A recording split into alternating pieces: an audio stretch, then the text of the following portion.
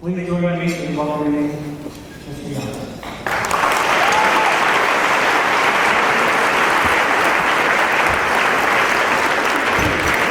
Thank you,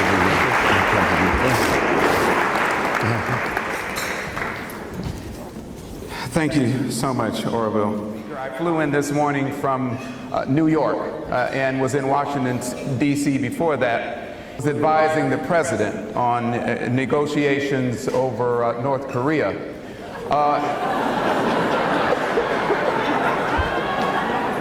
And then I woke up. I don't know how many of you know this, but in the primate culture, there is a level of respect that is always accorded to those in the family, in the primate family. And one of the things that it means is that at any time when you address the others, you must do so with their approval and with their permission. Now, some of you may have seen this actually played out in the film Planet of the Apes. But it's very, very simple. When Caesar needed to get his authority and approval from the gorilla, he simply extended his hand, palm up, head slightly bowed in humility. He needed permission. It's something that I really, really relish, because what it does is it establishes immediately a bond between you and me, and it tells you from the bottom of my shoes to the top of my head, I'm humbly addressing you, and I do so with your permission, but you must give me that permission. And once I offer my hand to you, I need for you to do something very simple. I need for you to grace it by giving me your permission. It's real simple. You simply hold your hand out, palm down. No need to touch. Here is me asking. You feel that? I felt you just then. Anyway, I remember when I landed this morning and was in the bathroom getting ready, and my wife was helping me. And before I left out of the bathroom, I was just standing there staring in the mirror. I was dressed, and my wife came back in rushing and said, "What's the matter?" I said, "I don't know." She said, "What do you mean you don't know? You're standing staring in the mirror? What are you waiting for?" I said, "I left something." I walked out of the bathroom, walked right back in. She said, "Why?" I said, "I don't know. I can't remember." So my wife, being my wife of 28 years, we just celebrated our anniversary. It's a long time. Reached down on the counter and picked up my keys and handed them to me. Didn't say a word, turned around and walked out.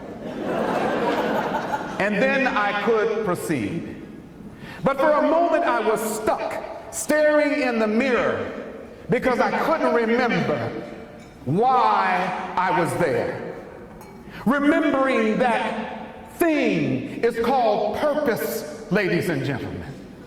And what we often forget most of the time, importantly, is the purpose for which we came into the room. One of the things that is most prevalent is when you've been in the room longer, you forget more often. And so when I give teacher in-service training, as I do often around the country, I often find those instructors with the most tenure as being the ones who forget most often.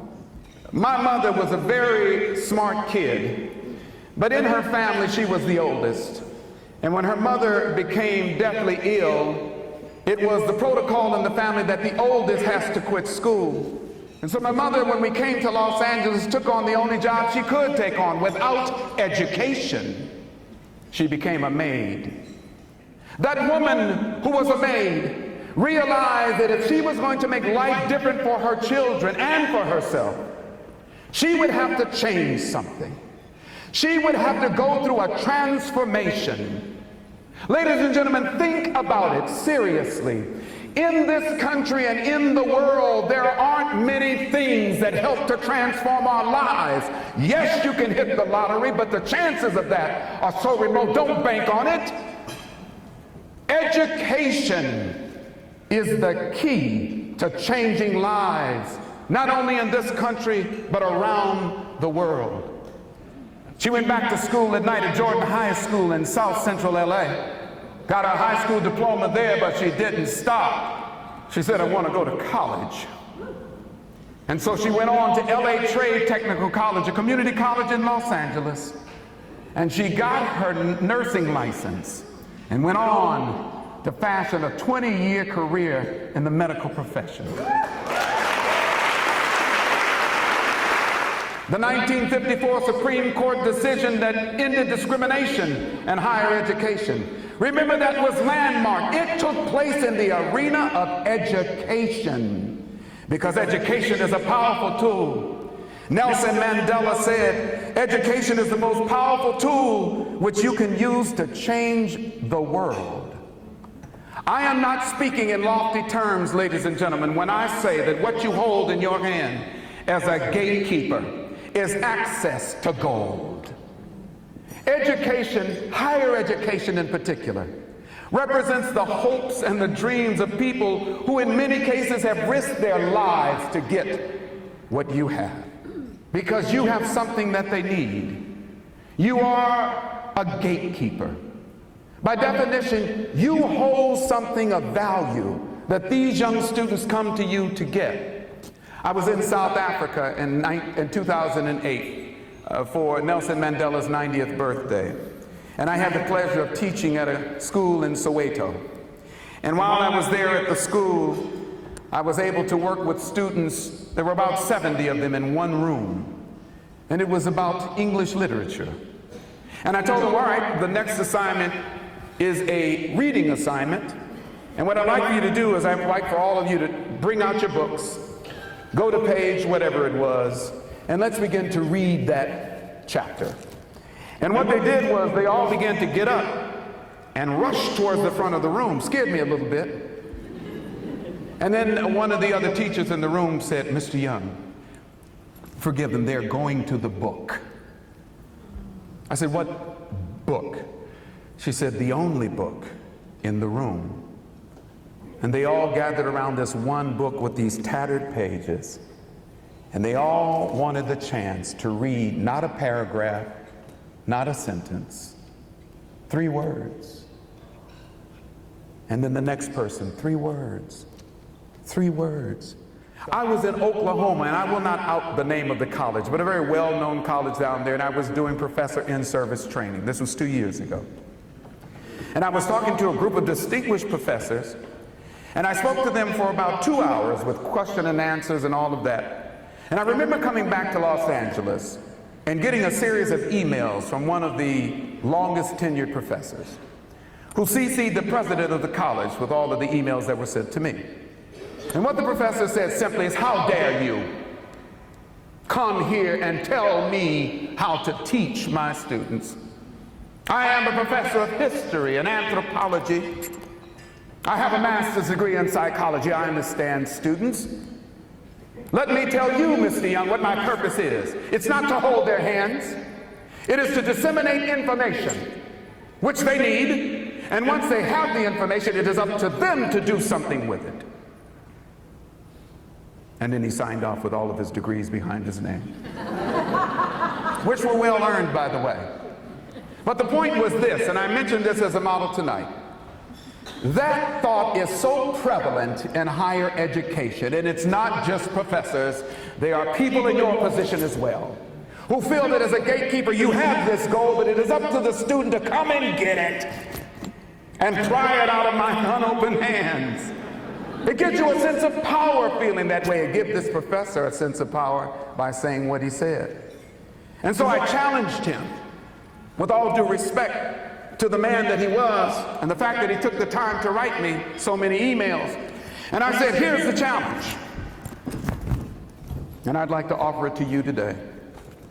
I said, what is it that you say that you do? He said, I disseminate information. It's their job to get it and to do whatever they're supposed to do with it. That's why I'm here. I said, oh, you are an information disseminator. I get it. We're holding interviews to replace you, and our leading candidate is here.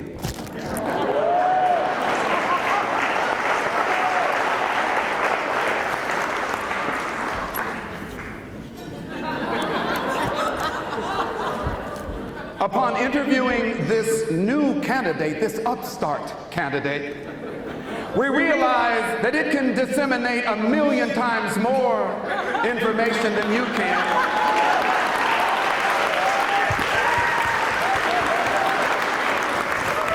This candidate has said it will work for free. All we have to do is to plug it in and charge the battery every now and then. No bathroom break. No holiday break. No raise. Doesn't need an office. Doesn't need a staff. All it says is push my button, I'll tell you whatever you need. If the whole purpose is simply disseminating information. How many of you can remember the teacher who inspired you the most in school? Can who was that teacher? Oh, I had a wonderful history professor. What was the name?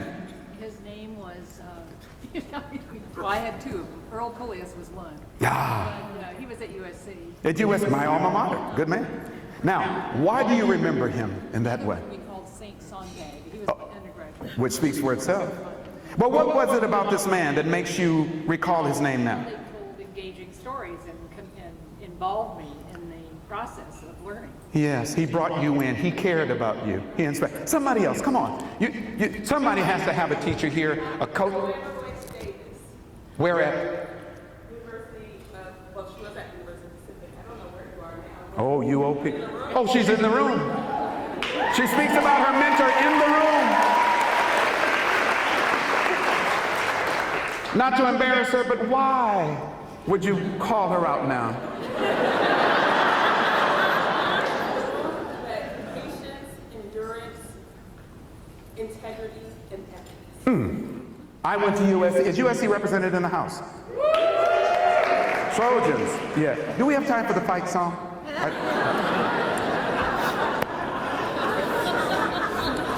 We'll give UCLA equal time later. But Mr. Paul C. McMorris was what we considered our first vice president of student affairs at Locke High School. That wasn't his official title. His official title was janitor. Yeah. Mr. McMorris cared about every student at that school. When he spoke about us, he said, "These are my kids." When he talked about the time we was there, he'd say, "Not on my watch." He owned it. It was his school, not the buildings, not the brick and the mortar and the glass. Mr. McMorris said, "These are my kids." When the Crips gang began to rise up while I was in high school and threatened to come to Locke High School, Mr. McMorris got on his little Jeep and he went around and he chained up all the gates. And he got a bat from his home. And while it was a little over the top,